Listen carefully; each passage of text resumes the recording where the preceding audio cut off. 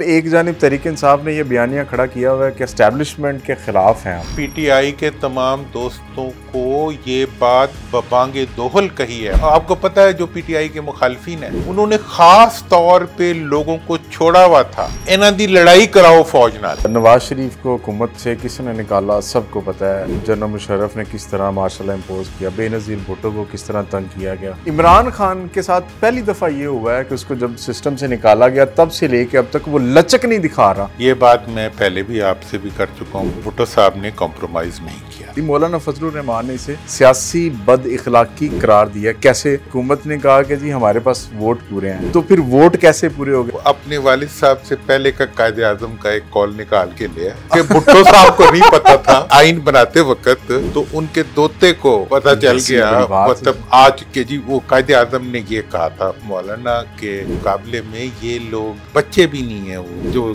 Crawl करते हुए बच्चे हैं। लोग ये कहते हैं कि पीटीआई ने मौलाना को क्या दे देना है। अब वो गेम दोबारा से आ गई है पब्लिक के बीच, उसको जिता दिया, इसको जिता दिया। उनको खौफ तो नहीं है कि अगर मुझे एक तो 25 अक्टूबर की डेडलाइन की समझ नहीं आ रही, वो तो जा रहे हैं, फिर इस तरमीम को ये क्यों करना चाह रहे? जब तक सांस तब तक आस। अवाम के हकूक का पासबा इदारा है, उसका ये इख्तियार उससे छीन लिया। अस्सलाम वालेकुम। पॉलिटिकल एजेंडा विद दुरानी देखने का शुक्रिया। हुकूमत ने अपना आइनी मुसवदा आज कमेटी में पेश कर दिया है, थैंक्स टू मौलाना साहब, जिनकी वजह से ये अभी तक चलता आ रहा है। Otherwise it could have done earlier, और पहले भी इत्तफाक नहीं था, शायद अभी भी ना हो, क्योंकि मौलाना साहब ने उसमें जो हुकूमत की जानिब से तजवीज़ पेश की गई है कि आइनी अदालत बनाई जाए, तो मौलाना साहब उस पर कहते हैं कि आइनी अदालत की बजाय आप एक आइनी बेंच बनाएं जिसमें 5 जजेस हों। तो अब देखना यह है कि इसके ऊपर इत्तफाक राय कैसे पैदा होता है। लेकिन इससे बड़ी बात यह है कि हुकूमत जो इत्तफाक राय पैदा करना चाह रही है, उन्होंने एक तरफ तो तहरीक इंसाफ के चेयरमैन और तहरीक इंसाफ और उनके लीडरान को आपस में मिलने से रोक रखा है, फिर आइनी तरमीम को मुकम्मल करने के लिए, उसके ऊपर वोट पूरा करने के लिए तहरीक इंसाफ के मेंबरान को भी शायद हुकूमत उठा रही है, या कौन सी ऐसी ताकतें हैं जो उनको उठा रही हैं, अभी तक कुछ किसी को नहीं पता। लेकिन ये कैसे मुमकिन है कि आप इत्तफाक राय भी पैदा करें और दूसरी तरफ उन लोगों को वोट की खातिर भी उठा लें? तो ये सवालात हैं, आज दुरानी साहब से इनके बारे में पूछते हैं कि दुरानी साहब आगे सियासी मंजरनामा क्या होने जा रहा है। सर अस्सलाम वालेकुम। वालेकुम अस्सलाम। सर कैसे मिजाज है? खैरियत सर? आजकल आप बड़ी पेशावर जाके प्रेस कॉन्फ्रेंसेस कर रहे हैं, हमने देखा। खैर मेरा ख्याल है इसको थोड़ा सा आगे लेके चलते हैं, पहले आइनी तरमीम के हवाले से कुछ बात करते हैं। तो सर ये कैसे मुमकिन है, ये इत्तफाक राय हुकूमत पैदा करना चाह रही? मौलाना फजलुर रहमान ने इसे सियासी बद इखलाकी करार दिया। कैसे? वो कहते हैं कि जी हुकूमत ने कहा कि जी हमारे पास वोट पूरे हैं, मैं तो इत्तफाक नहीं करता या मैं मुत्तफिक नहीं हूँ उस तरमीम के ऊपर, तो फिर वोट कैसे पूरे हो गए? वो कहते हैं ये हुकूमत की सियासी बद इखलाकी है। बिस्मिल्लाहिर्रहमानिर्रहीम। असल में मौलाना हैं सियासतदान, सीजन्ड सियासतदान, जिसे कहते हैं जीरक सियासतदान। उनके मुकाबले में हैं टॉडलर्स, गूगल सियासतदान। मतलब जो है अच्छा, ये AI, अच्छी टर्म है, AI पॉलिटिशियंस। अच्छा, AI पॉलिटिशियन। हाँ, मतलब ये है कि वो अपने वालिद साहब से पहले का कायदे आजम का एक कॉल निकाल के लिया है। अच्छा, जो कि भुट्टो साहब को नहीं पता था आइन बनाते वक्त, तो उनके दोते को पता चल गया। मतलब आज के जी वो कायदे आजम ने ये कहा था नौकरी के लिए। तो मतलब ये है कि इस वक्त मौलाना के मुकाबले में ये लोग बच्चे भी नहीं है, वो जो क्रॉल करते हुए बच्चे हैं। इसलिए मौलाना ने पीटीआई वालों को भी कहा था कि यार इनसे मुझे डील करने दो। ठीक है, तो उनसे डील कर रहे हैं। और मतलब नहीं, मौलाना साहब अगर वैसे ठीक है ये बात उनकी कि मुझे उनसे डील करने दें, लेकिन लोग ये कहते हैं कि पीटीआई ने मौलाना को क्या दे देना है। ये जिस तरह मौलाना साहब एक स्टांस लेके बैठे हैं, वो स्टांस पीटीआई का भी वही है, मौलाना साहब का भी वही है। इस वक्त जो समझने की, जिसे मैं कहता हूँ कि जो सियासत के तालिब इल्म है वो ज़रूर समझें इसको। ठीक है कि इस वक्त सारी गेम, सियासत की असल गेम जो पिछले 20-25 सालों में आवाम से निकल के, ठीक है, हमारे ये जो दो खानदान हैं, इन्होंने अपनी पिंग पोंग बना ली थी, जी, ठीक है। इस्टेब्लिशमेंट के गले में डाल दी, अपने गले में ले ली, उसको जिता दिया, इसको जिता दिया। अब वो गेम दोबारा से आ गई है पब्लिक के बीच में। ठीक है। अब सियासत का अख्तियार देना ये इस्टेब्लिश हो गया है 8 फरवरी के बाद कि अब ये अवाम के हाथ में है। ठीक है। जब अवाम के हाथ में है तो फिर सियासत अवाम के लिए होगी, अवाम की सोच के मुताबिक होगी, अवाम की मर्जी से, अवाम की मर्जी से होगी। इस वक्त इस तरमीम का इशू ये है कि जो सियासतदान इस तरमीम के साथ जाएगा उसका अवाम में पत्ता कट जाएगा। अच्छा, कट दिया नहीं, कट गया जाएगा। ठीक है। मौलाना ने यही बात कही है कि यार ये तो आपके पास नंबर तो पूरे हैं नहीं, फिर भी आप में ये गट्स है कि आप मतलब जिसे कहते हैं ना चढ़े हुए सूरज में कहते हैं जी ये तो अंधेरा है, हाँ जी हम करा लेंगे तरमीम, हम जी वो हमारे पास बंदे तो नहीं है, हम तरमीम करवा लेंगे। अच्छा, वैसे ये कैसे मुमकिन है सर कि एक वोट उनके पास जो क्या कहते हैं कि 224 वोट चाहिए उनको, लेकिन वो नहीं पूरे, मौलाना भी साथ में है, तो फिर भी कैसे ये दावा हो सकता है? मैंने सिंपल तरीका पहले भी बता दिया है, अभी काफी अरसे से। एक तो लोटों की फैक्ट्री लगा लें। अच्छा, आप कह रहे हैं कि लोटों को, या फिर ये है कि आप सार्जेंट एट आर्म्स जो है उसको बुलाएं और वो आके सबको कहे कि जी नहीं बस यही वो, या कुछ भी ना करे, स्पीकर साहब वैसे ही एक पर्ची पढ़ दे कि जी इतने लोगों ने हक में दे दिया है। जैसे रेफरेंडम हुआ करता था कि रेफरेंडम के बाद वो पर्ची आई थी कि इस पोलिंग स्टेशन पे 1,10,000 वोट पड़े, जिसमें से 1,09,999 जो है वो इधर पड़े और बाकी 2 उधर पड़े। तो ये ऐसा एक निकाल सकते हैं। इसलिए ये तरमीम जो है ये सियासी प्रोसेस का हिस्सा नहीं है इस वक्त। ये सियासी प्रोसेस का हिस्सा इसलिए नहीं है कि इसके लिए सियासत नहीं हो रही। अच्छा, इसकी वजह से या इस तरमीम को पास करने का अख्तियार हुकूमत के पास 3 वजूहात से नहीं है। एक तो पहले हुकूमत खुद ही इलेजिटिमेट है, ठीक है ना, गैर कानूनी, गैर, बिल्कुल ठीक है। दूसरी बात यह है कि नामुकम्मल पार्लियामेंट में से वो आईनी तरमीम कराना चाहती हैं, और तीसरा यह है कि उस नामुकम्मल होने के बावजूद भी उनके पास नंबर नहीं है जिनके जरिए वो तरमीम करा सकते। इन 3 वजूहात की बिना पर ये तरमीम का जितना भी प्रोसेस हो रहा है ये एक फेक प्रोसेस है, एक नकली।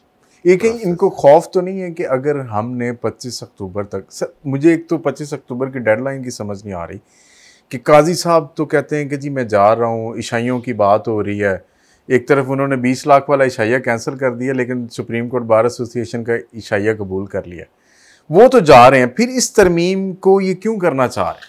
देखें ना जी, अब जब तक सांस तब तक आस। तो अभी भी मतलब हुकूमत ये चाह रही है कि आइंदा से जुडिशरी का अख्तियार जो कि पार्लियामेंट के एक पैरेलल इदारा है, ठीक है, जो कि आइन का निगहबां इदारा है, अवाम के हकूक़ का पासबां इदारा है, उसका ये अख्तियार उससे छीन लिया जाए। ठीक है, ये अख्तियार छीनने के लिए छीना झपटी करना चाह रहे हैं वो। अब छीना झपटी से आइनी तरमीम नहीं हुआ करती, और अगर इस तरह ये तरमीम होगी तो ये असम्बली का चिराग गुल हो जाएगा, अच्छा, जमहूरियत का चिराग गुल हो जाएगा, और इन हुक्मरानों का नसीब भी हमेशा के लिए गुल हो जाएगा। सर ये जो अभी आइनी तरमीम के हवाले से तहरीक इंसाफ कह रही है कि जी हमें रहनुमाई चाहिए, और वो अपने लीडर इमरान खान से रहनुमाई लेना चाह रहे हैं, और हुकूमत उनको बिल्कुल मुलाकात भी नहीं करने दे रही। एक कुछ तजिया निगार ये कहते हैं कि जी SCO की आड़ में हुकूमत ये मुमकिन है कि आइनी तरमीम कर ले। देखें, SCO की आड़ में तो तरमीम हो नहीं सकती। अच्छा, SCO की आड़ में तरमीम थोड़ी सी डिले हो गई है। ठीक है, मैंने भी आपको पता बिल्कुल है, हमारी प्रोग्राम में बात हुई, मैंने बात की थी कि जी इन्हें डिले कर देना चाहिए। मौलाना ने भी प्रेस कॉन्फ्रेंस करके यही मुतालबा किया। प्रैक्टिकली वो उसी तरह हो गया, लेकिन वो अपना खेल कूद कर रहे हैं। लेकिन मुझे हमेशा आपकी एक बात बड़ी याद आती है जब भी हम प्रोग्राम या किसी जगह बात करते हैं, और मौलाना साहब हमेशा कहते हैं कि मैं इनके साथ नहीं हूँ। तो आपने ये बात कही थी, मौलाना अपोजिशन का हिस्सा थे, हैं और रहेंगे। जी बिल्कुल, और वो रहेंगे। अब उसकी वजह भी सुन लें, मौलाना सियासतदान है, मौलाना अवाम में है, अवाम में रहेंगे और अवाम में उन्हें रहना चाहिए। अवाम इस वक्त हुक्मरानों के साथ नहीं है। हुक्मरान जो हैं वो अवाम के ना होने का इंतकाम या निज़ाम से लेना चाहते हैं या अवाम से लेना चाहते हैं। ठीक है, वो खुद इबरत का निशान बन जाएंगे। अच्छा सर, इस सारे मामले में नवाज शरीफ साहब हम देख रहे हैं कि काफ़ी दिनों से बिल्कुल गायब है।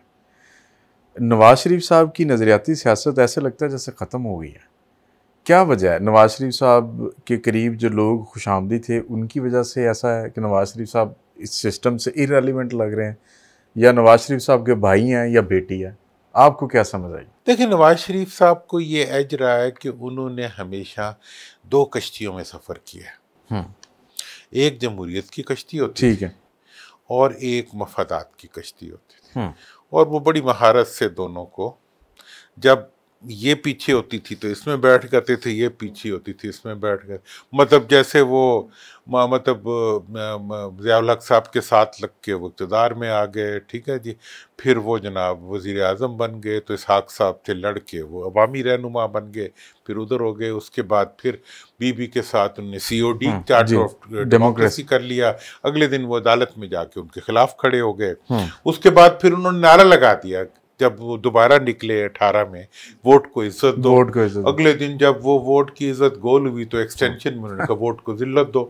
तो वो 2 कश्तियों के सवार रहे हैं हमेशा, और उन्हें इस सवारी के अंदर उन्हें रास्ता भी मिलता जाता था। सही है। लेकिन 2024 में अवाम ने एक कश्ती पकड़ ली है।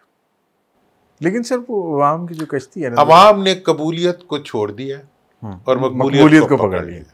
ये कहते हैं हम कबूलियत पार्टी के हैं, हमारे पास दानिश्वर भी हैं। जब तक कबूलियत नहीं होगी उस वक्त तक कैसे आप इक़्तिदार में आएंगे? एक और भी था, हमारी बात हो गई है, गल हो गई, वो तो ठीक है। देखिए वो सब कबूलियत की इंटरप्रिटेशन है। इस वक्त हमारे दानिश्वर जो बुनियादी तौर पर जमहूरी अक़दार के प्रमोटर हैं, ठीक है ना जी, वो सारे कहते हैं कि जी जब तक कबूलियत नहीं होगी उस वक्त तक कैसे बात। बिल्कुल ठीक है। तो अवाम ने कहा जी हम कबूलियत को नहीं मानते, तो उसी कर लो जो करना है। हमारा फैसला फॉर्म 45 ही है, 45 ही है और यही रहेगा, आगे भी जो करना है कर लो। अब ये जो कबूलियत का खात्मा बिलखैर हो रहा है, ठीक है, और कबूलियत कुछ नहीं थी, कबूलियत सियासतदानों का अपना बनाया हुआ एक फ्रॉड था। ठीक है, ठीक है ना जी, जिसको एक्सपोज कर दिया। भाई फ्रॉड क्या था कि जी ताकतवर हल्के हमारे साथ हैं, ठीक है जी, उनको दिखा के उन्हें भी उनका मफाद दिखा के जी, मुल्क का मफाद दिखा के जी हम मईशत संभाल देंगे, मईशत संभाल के मईशत का खापा लगाया और वो गए। आज अगर मईशत थोड़ी सी बच रही है, एक वजह है, वो क्या? खजाने की कुंजी खींच ली है इन हुक्मरानों से एस्टैब्लिशमेंट। अच्छा, मतलब ठीक है, जब तक खजाने की कुंजी, अब कितना बेचैनी थी कि जी ये बनेगा वजीर खजाना। हम तो इसहाक डार को देखते हैं जब भी नून लीग आई है। अब ये है कि जी खजाने की कुंजी इसहाक डार साहब के पास नहीं है, तो यहाँ तो बेचैनी है। अब वो कहते हैं कि जी कानूनी आईनी अमेंडमेंट करो, आईनी अमेंडमेंट के जरिए जो है इसको कमजोर करो, अदलिया को, और अदलिया को कमजोर करके तो फिर कुंजी को वापस लाने के तरीके लाओ। क्योंकि अगर ये कुंजी ना आई, खजाना भरता जाएगा, हम गरीब हो जाएंगे, अवाम खुशहाल हो जाएंगे, SIFC चल पड़ेगी, तो हमारा क्या बनेगा? सर मुझे इससे यूं लग रहा है कि एक बात जिस तरह अभी आपने कहा ना कि बड़ी रेलिवेंट बात की आपने कि अपना तब्दीली करके अपनी मर्जी की, तो जब ये इनके टाइम में ये जजेस और आईनी कोर्ट बनेगी और ये मुंतखब करेंगे उन जजेस को जो तो फिर उसके बाद ये अपने इक़्तिदार को तूल दे सकते हैं। ये अपने इक़्तिदार को तूल ही नहीं देंगे, ये बाकी इदारों को सीधा कर देंगे। उनको अपना सब सर्विएंट बना देंगे। ठीक है। अपना ये मतलब वो कहते हैं कि सारों को हम थानेदार बना देंगे। ये इनके डिजाइन होते हैं और सियासतदानों की तो कोई हद नहीं होती है ना। तो आज जो खजाने की कुंजी इनसे छीन ली गई है, जिसकी वजह से थोड़ा थोड़ा मईशत का पहिया हिलना शुरू हुआ है, इंटरनेशनल थोड़ी सी क्रेडिबिलिटी बननी शुरू हुई है। अब अगर खजाने की कुंजी इसी तरह इनके पास ना गई और इनका इक़्तिदार इनसे चला गया तो इनको तो घाटा लग जाएगा। बिल्कुल ठीक है। मुल्क को अच्छा अफाका लग जाएगा। तो इसलिए ये अब आप एक और मैं आपको बड़ी इंटरेस्टिंग बात बताऊं, कितनी बड़ी एक वो आई है। एक तरफ तो जनाब इन्होंने पूरी मोटरवे को खंदकों में खोद दिया, ठीक है जी, आंसू गैस के गोले मार, और जी KPK से इधर कोई आएगा तो जी हम उसको टांगे तोड़ देंगे, उधर जाएंगे तो हम सर तोड़ देंगे। ये कहा ना सब बिल्कुल ऐसी है। हाँ, वजीर दाखिला तो मुझे ऐसे लगा था भुट्टो साहब आ गए वापस, वो जो इस पाकिस्तान जाएगा मैं उसकी टांगे तोड़ दूंगा, वही वाला, और इधर तुम उधर हम, ये वाले इन्होंने नारे लगा दिए। अगले दिन क्या हुआ है, मैं तो खुद वहां से होके आया हूँ।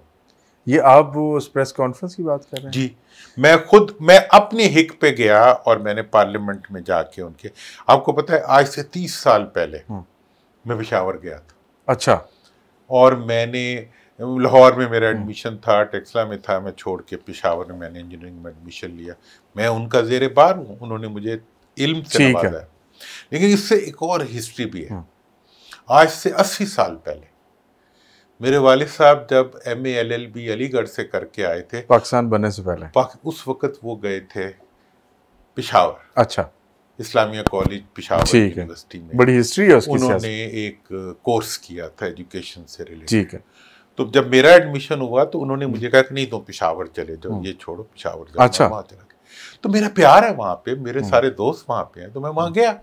मुझे दुख लगा कि जब वहां से आने वालों अटक कोई पार करेगा तो हम ये कर देंगे वो कर देंगे। पाकिस्तान है ये सबका पाकिस्तान है। ना अटक की लाइन हम मानते हैं, ना ओबाड़ो की लाइन मानते हैं, ना लसबेला की लाइन मानते हैं। मुझे एक बात बताएं, ये फॉर्म 47 वाले अपने आप को इस महीने कहा जा रहा है कि ये महीना बड़ा क्रूशियल है, ये बचाने में कामयाब हो जाएंगे बाय हुक एंड क्रूक? देखें जी, फॉर्म 47 जो है उसका एक सिरा मेल्ट हो गया। वो क्या? KPK के अंदर फॉर्म 45 की हुकूमत है। ठीक है। ये बात मैंने वहां उनकी असेंबली में बैठ के की। मैंने कहा कि आपकी यहाँ पे फॉर्म 45 की हुकूमत है। ठीक है। हकीकत में आपकी पूरे पाकिस्तान की नुमाइंदा असेंबली है जो यहाँ बैठी हुई है, जो जेन्युइन वोट से है, जो जेन्युइन वोट से आई है। इसलिए आप पे जिम्मेदारी बनती है कि आप पाकिस्तान के मुहाफिज वैसे बने जैसे कायदे आजम के कहने के ऊपर फाटा निकला था। ठीक है। जैसे कायदे आजम के कहने के ऊपर फाटा के लोगों ने कश्मीर, आजाद कश्मीर को आजाद कराया था, और पाकिस्तान की यहाँ तो यूनियनिस्ट पार्टी ने कब्जा किया हुआ था अंग्रेजों, अभी भी वही तकरीबन।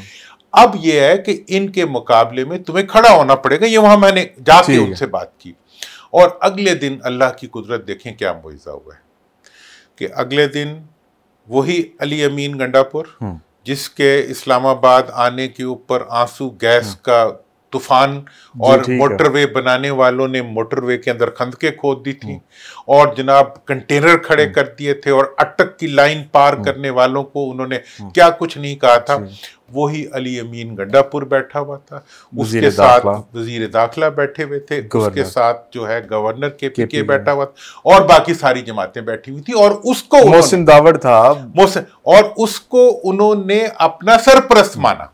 मतलब हाँ, मुज़ाकरात उसको उसके अंडर मैंडेट दिया, और वहां से फॉर्म 45 की हुकूमत शुरू हो गई। KPK से फॉर्म 45 की गलबे का अमल शुरू हो। जो जेन्युइन डायलॉग है वो फॉर्म 45 वाले ही कर रहे हैं। जो जेन्युइन, देखें क्यों ये कामयाब रहा कि वहां की हुकूमत जो थी वो फॉर्म 45 की थी।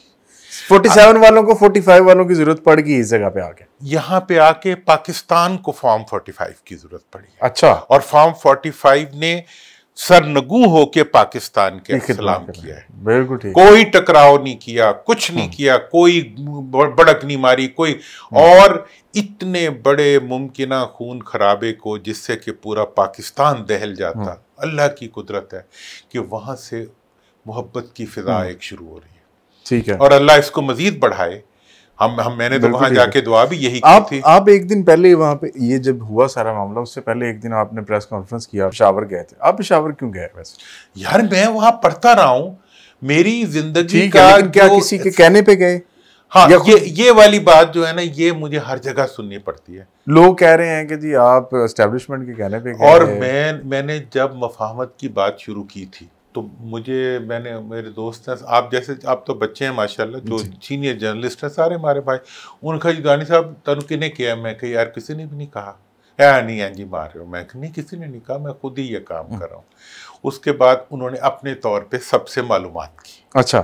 फिर आगे मुझे कहा दुआनी साहब ताड़ा कुछ नहीं बढ़ना। ताड़े पीछे तो कोई भी नहीं है। अच्छा। गवाही दी उन्होंने, ठीक है, कि आप और मैं उन बड़े बड़े जर्नलिस्टों के नाम बता सकता हूं जो मेरे भाइयों की तरह हैं। ठीक है। उन्होंने कहा जी आपके पीछे तो कोई नहीं है, इसलिए आपका कुछ नहीं होगा। मैंने कहा जी मेरा कुछ ना हो, मुझे उसकी परवाह नहीं है, लेकिन बात मैं पाकिस्तान की कर रहा हूं, इसलिए मैं करता रहूंगा। अल्लाह की कुदरत देखो, हम कुछ भी नहीं किया, हम करते रहे। उन्होंने मेरे से पूछा कि दानी साहब हुण कुछ लगता है कोई ताड़ी दाल गल रही है, तो पिछे तो ताड़े कोई नहीं सी।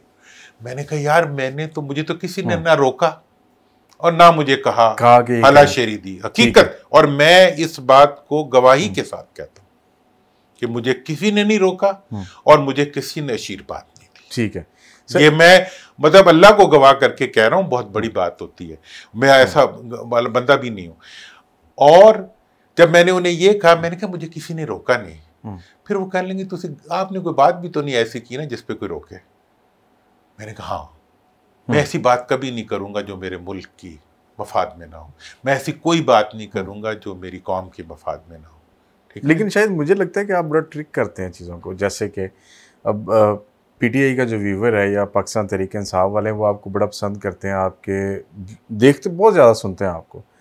लेकिन पैरेलल एक जानिब तहरीक इंसाफ ने यह बयानिया खड़ा किया हुआ है कि एस्टैब्लिशमेंट के खिलाफ हैं हम, उसी के ऊपर ज्यादातर सियासतदान अपने आप को बेचते आए हैं। आपके मुंह से कभी कोई ऐसी बात नहीं? मैंने पीटीआई के तमाम दोस्तों को ये बात बबांगे दोहल कही है। और अब तो पीटीआई के अंदर पूरा, आपको पता है जो पीटीआई के मुखालिफिन है जी, उन्होंने खास तौर पे लोगों को छोड़ा हुआ था कि इन्हां दी लड़ाई कराओ फौज नाल, गाइडेड मिसाइल। अच्छा जी, मैंने उन्हें कहा, मैंने कहा यार जो बाहर मेरे अपने अजीज हैं सारे बाहर हमारे, मैंने कहा तुम्हारा लीडर भी पाकिस्तान में, तुम्हारी पार्टी भी पाकिस्तान में, तुम्हारी सियासत भी पाकिस्तान में, तुम्हारे मफादात भी पाकिस्तान में, तुम्हारा मुल्क भी पाकिस्तान। इस मुल्क के इदारों से लड़के तुम क्या पाओगे जबकि कोई तुम्हारे से लड़ेगा नहीं। अगर तुम अपने हक पे खड़े रहोगे, हाथ कंगन को आरसी क्या, जो सियासत करते हैं, जो जमहूरियत के लिए चलते हैं, जो असूल पे खड़े रहते हैं, उनको क्या काम? तुम्हारी कोई जायदादें हैं जो लंदन में कोई कब्जा कर लेगा, पेरिस में तुम्हारे नकली महल हैं, कोई तुम्हारे वो है सरे पैलेस हैं, तुम्हारे कोई कुछ भी नहीं है, तो फिर ठंड करो। तुम तो पाकिस्तान को भेजने वाले हो, तुम पाकिस्तान से छीनने वाले नहीं हो। छिन गई है ना खजाने की चाबी इनकी, ये भूखे मरेंगे। और इनकी सारी जायदादें और इनके जो बाहर माल हैं, एक दिन वो भी पाकिस्तान आएंगे। सर ये देखें, ये हुकूमत में रहे, मिसाल के तौर पे अगर हम शुरू करें जुल्फ़िकार अली भुट्टो से, जुल्फ़िकार अली भुट्टो का तख्ता किसने उल्टा, जुल्फ़िकार अली भुट्टो को तख्तादार पे किसने लटकाया, सबको पता है। नवाज शरीफ को हुकूमत से किसने निकाला, सबको पता है। जनरल मुशर्रफ ने किस तरह मार्शल इम्पोज किया, बेनज़ीर भुट्टो को किस तरह तंग किया गया। ये सारी चीज़ें होने के बावजूद ये लोग दोबारा फिर हुकूमत में बैठ जाते हैं। इमरान खान के साथ पहली दफ़ा ये हुआ है कि उसको जब सिस्टम से निकाला गया तब से लेके अब तक वो लचक नहीं दिखा रहा। शायद यही वजह है कि ये बात मैं पहले भी आपसे भी कर चुका हूँ, बहुत दफ़ा कर चुका हूँ कि भुट्टो साहब ने कॉम्प्रोमाइज़ नहीं किया था। ठीक है, खान साहब भी नहीं कर रहे कॉम्प्रोमाइज, और क्योंकि वो पाकिस्तान से बाहर नहीं गए थे। ठीक है, तो भुट्टो आज भी जिंदा है पब्लिक में। अब खानदान पूरा मिलके उसको मार रहा है, ठीक है ना जी। वो 1930 की जो है कायदे आजम की बातें निकाल रही हैं, जो भुट्टो साहब को जी, कायदे आजम का ख्वाब था कि आईनी तरमीम जो है वो आईनी अदालत ये कराएगा, आईनी अदालत। अच्छा जी, उसके बाद ये है कि लेकिन मैं आपको ये बताना चाहता हूँ कि जब भुट्टो साहब को ज़ियाउल हक ने हटाया, ठीक है, ज़ियाउल हक का दस्तो बाजू कौन बना? नवाज शरीफ साहब। जब नवाज शरीफ साहब को मुशर्रफ ने हटाया, सबसे पहले भुट्टो मुशर्रफ साहब को किसने तायद दी? बेनज़ीर साहब। गॉर्ड ऑफ ऑनर दिया बेनज़ीर साहबा ने और ज़रदारी साहबा ने, सब ने। अच्छा जी, उसके बाद ये हमेशा से ये डील करते रहे हैं, ट्रिक करते रहे हैं, इस्टेब्लिशमेंट से फेवर लेते रहे हैं। जब वो अकनक हो जाते हैं, जब उन्हें लगता है कि मुल्क का बिल्कुल दिवालिया हो रहा था, तो वो इंटरवीन करते थे और ये कहते थे जी हाँ बिल्कुल आप आए, ठीक है। एक साथ हो जाता था, एक मुखालिफ। लेकिन 2008 के बाद चूंकि बीबी चली गई, ठीक है, इन्हें सियासी शऊर नहीं था, तो जरदारी साहब और एक माफियाटिक और एक बिजनेस लीडर्स जो थे, इन्होंने आपस में एक तय कर लिया कि हमने होने इकट्ठे ही रहना है। अच्छा जी, तुम्हारा हो गया सिंध, मेरा हो गया पंजाब, और बाकी हम लड़के मिल आरी बारी करते रहेंगे, ठीक है। लेकिन वो उसके मुकाबले कुदरत का निज़ाम था, तो एक थर्ड पर्सन निकल आया। और उसका अब आप ये देखें कि उसके निकलने की वजह से कुछ नहीं हुआ। 2018 के इलेक्शन में क्या था, धांधली थी ना, इधर से अभी इनके लिए हो गई, फिर उनके लिए हो गई, आरटीएस बैठ गया। लेकिन 24 में क्या हुआ? 24 में सब चीजें बैठ गई, भट्टा ही बैठ गया। जी सर। भट्टा इसलिए बैठ गया कि अवाम को एक उम्मीद आ गई कि इन दोनों के खिलाफ, मैंने तो आपको पता है मैंने 24 में सरेंडर किया है खान साहब के सामने, बिल्कुल ऐसे, ठीक है जी, क्योंकि हमने ख्वाब देखा था कि इन दोनों को कौन सॉर्ट आउट करेगा, क्योंकि ये इस मुल्क को तीसरी कोई ताकत ही नहीं थी, पॉलिटिकल फोर्स ही नहीं थी। जब वो ताकत उसने बना दी, जिस तरह भी बनाई, जिस तरह भी बनी, ठीक है। नहीं तो हमने कहा जी कि ठीक है, इंडोर्स करते हैं और अवाम के राय के आगे हम सरनगू होते हैं, ठीक है ना।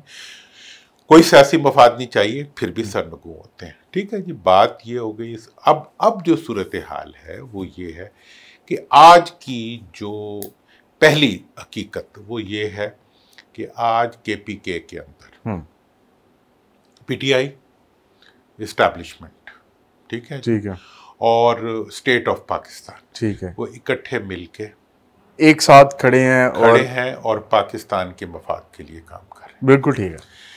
ये जो ट्रेल है इट शुड मूव ऑन, ठीक है। जब ये मूव करेगी तो पाकिस्तान में तरक्की होगी और अमन आएगा, नंबर 1, ठीक है। नंबर 2, एक बहुत बड़ी हकीकत आपको बताऊं, 2014 में पाकिस्तान में एक जंग हुई थी, ठीक है। एक तरफ पीपल्स पार्टी, नून और सारी सियासी पार्लियामेंट्री पार्टीज थी, ठीक है जी, और दूसरी तरफ खान साहब था। खान साहब को उस वक्त बैकिंग थी इस्टेब्लिशमेंट की, और इन सारों को बैकिंग थी पार्लियामेंट की, ठीक है। कौन जीता? मेरा ख्याल है उसमें पार्लियामेंट जीत गई थी ना, जी जी, क्योंकि अक्सरियत उधर थी। अभी क्या है, इस वक्त ये अकलियत है और ये 26वीं तरमीम लाना चाह रहे हैं, ठीक है।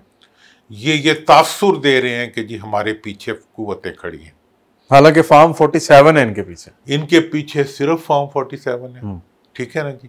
और ये उसी फॉर्म 47 के मकबरे के अंदर दफन होके रहेंगे। और ये मैं आपको बता दूं, उस वक्त भी पार्लियामेंट जीती थी, अब भी पार्लियामेंट जीतेगी। फॉर्म 47 45 वाले जो भी पार्लियामेंट इस वक्त है, उस वक्त भी गई मिली जुली कार, वो भी मतलब जो भी कुछ था उस पर भी क्वेश्चंस थे बहुत ज्यादा, आज भी क्वेश्चंस हैं। लेकिन देखें, will of the people, constitutional spirit जो है वो आज भी जीतेगी। और कॉन्स्टिट्यूशनल स्पिरिट ये कहती है कि अगर 2/3 अक्सरियत नहीं है तो ले ऑफ, ठीक है, दोबारा से लेके आओ, हाँ, मुंह काला ना करो, दफा हो जाओ, ये कहती है आइन। इसलिए इन्हें दफा ही होना पड़ेगा। Sir, will of the constitution बड़ी अच्छी बात है, होनी भी चाहिए, लेकिन ये जो आपने अभी पॉइंट 1 लिखा ना, इसके ऊपर ज़रा आएँ तो इसको थोड़ा सा मुझे एलैबोरेट करके दें। खान साहब, एस्टैब्लिशमेंट और आपकी इस वक्त की गवर्नमेंट, ये इस पॉइंट पे सब इकट्ठे हैं, ये जो जिरगा चल रहा है इस मामले के ऊपर, तो ये महज जिरगे तक महदूद रहेगा या आगे वाले दिनों में आप देख रहे हैं कि ये अक्रॉस द कंट्री बाकी इश्यूज के ऊपर भी हो सकता है? जरगे ने एक माहौल बनाया पाकिस्तान, ठीक है, और मैं उस पर बड़ा दिल से एक सुकून महसूस करता हूँ, लेकिन उसके जवाब में इन्होंने क्या किया है? इन्होंने इमरान खान को जेल में बंद किया, ठीक है, उसकी बेगम साहबा को जेल में बंद किया, उसकी 70 साल की बहनें, जो मेरी भी बहन जी जी, उनको जो है मेगाफोन यूज करने के ऊपर अंदाजा लगाएं सर कि जी मेगाफोन बरामद हो गए, अभी बम बरामद नहीं हुए। आज कोई अदालत की मुझे ये कार्रवाई कोई बता रहा था, पता नहीं होगा या नहीं होगा। मतलब ये है, और फिर उस कि जो एक्स प्राइम मिनिस्टर है उससे मुलाकात पे ऐसे पाबंदी लगा दी जैसे यह हिटलर की हुकूमत हो, और किसी को मिलने नहीं दे रहे, पार्टी को नहीं मिलने दे रहे, और डॉक्टर्स को भी नहीं जाने दे रहे, जिसकी वजह से इतनी अफवाहें फैल रही हैं मुल्क के अंदर, हर तरह की अनसर्टेनिटी फैल रही है। ये असल में, और उसके साथ ही इनके छोटे छोटे फिरौन जो मुख्तलिफ जगहों पे बैठे हुए हैं, वो इतनी सख्त और इतनी तजलील से भरे हुए चेहरे के साथ जो है, चेहरों के साथ बातें करते हैं, जिससे ऐसे लगता है कि ये किसी को छेड़ रहे हो कि जी ये जी 15 को, भाई 15 को क्यों मुजाहरा रखते हो, ना रखो मुजाहरा, सब लोगों ने यही कह रहे, लेकिन ये क्या कह रहे? मतलब इन्होंने SCO कॉन्फ्रेंस के गिर्द पिंजरों में टांगा है पूरी लीडरशिप को, पीटीआई की, उनकी बहनों को, फैमिलीज को, सबको, ताकि चिढ़ाए, ठीक है, कि वो चिढ़ के जो है कुछ करे। वो फिर भी एहतियात ही करेंगे, पहले भी एहतियात किए, कोई कुछ जुलूस आ गया तो ये कहते हैं तूफान हो गया, कोई वो आ गया तूफान। तो इसलिए मैं ये समझता हूँ कि फाटा में और KPK में जो मफाहमत का एक सही सफ़र शुरू हुआ है, ये अब पंजाब की तरफ आएगा और आगे बढ़ेगा। इसके नतीजे में पाकिस्तान को वो स्टेबिलिटी मिलेगी जो पाकिस्तान की मईशत को संभालेगी, और पाकिस्तान के दोस्त ममालिक जिस पॉलिटिकल स्टेबिलिटी को पाकिस्तान में डिमांड करते हैं वो आएगी इंशाल्लाह। Thank you sir, very kind of you. इंशाल्लाह नाज़रीन आपसे फिर मुलाकात होगी, इजाज़त दीजिए, अल्लाह हाफ़िज़।